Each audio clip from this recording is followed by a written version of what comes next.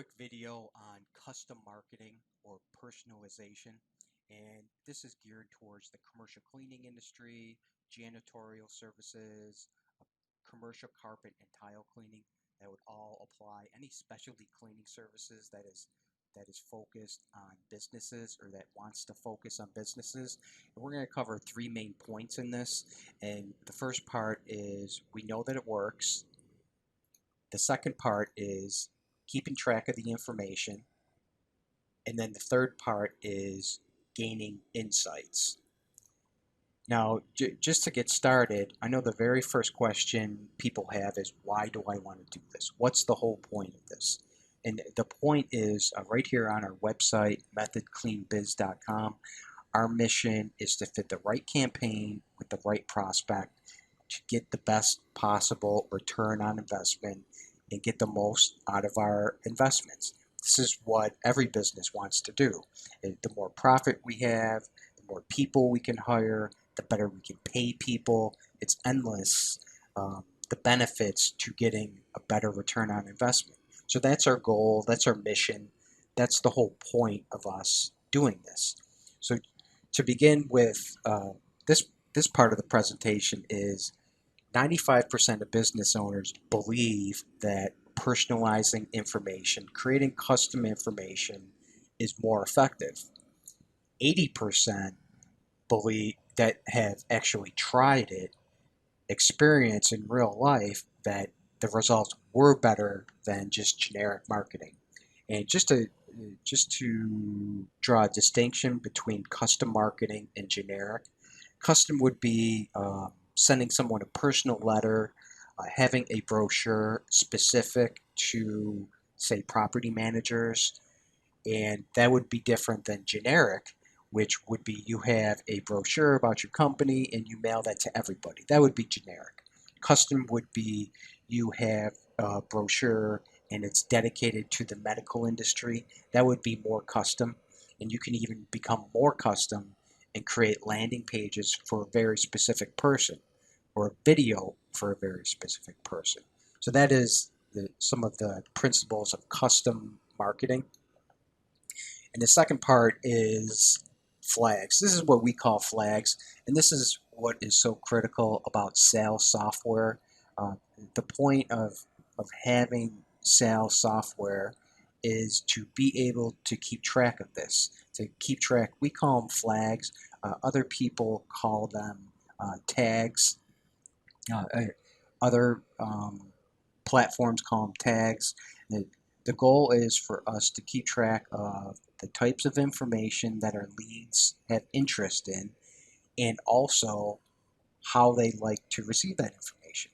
Some people are perfectly fine with messaging on LinkedIn, and that's how they prefer. But others, they like direct mail. And it's not for me to argue which one is better. We want to give the type of information in the way people want it, because that's going to increase our return on investment. We don't want to jam something down someone's throat if they don't have any interest in the topic, or if they don't have any interest in absorbing information like that. So this is about keeping track of the flags and the different types of information and the numbers, just the sheer volume. And the last part is going to be gaining customer insight. So once we do, this is just a card I just made up in PowerPoint just to illustrate and just to give you an overview. And here we have John Smith. We met them on LinkedIn, and they so far have shown interest in VCT, carpet, and they watch videos. And they respond to messages on LinkedIn. This is a big thing, and I would definitely want to keep track of this, because I have found that some people prefer it. It's not a huge percentage, but once that I start to have a back and forth with someone through messages on a social media, I'll just stick with that, because if that's the way they like to communicate, I just want to go with the flow and go with whatever is easiest to them, or however they like to absorb information. And then we want to keep some notes that they're currently under contract, so we can take context of the situation. We don't want to be feeding this person, trying to close the deal back in December or back in September if we know that they're not going to take bids to March. So the type of information we would want to be feeding this person would be more like nurturing, more like technical information, introducing our company, maybe even a newsletter, stuff like that. Information how we hire and train people. That's the kind of stuff. We wouldn't want to be trying to close at this point because they already decided that they're going to take bids in March. Now, contrast with Sean over here on the other side, we ran into them cold calling, and they prefer technical information. They like to get in the weeds about exactly how we solve problems. And so far, they have had interest in carpet cleaning, janitorial, and they're a member of BOMA.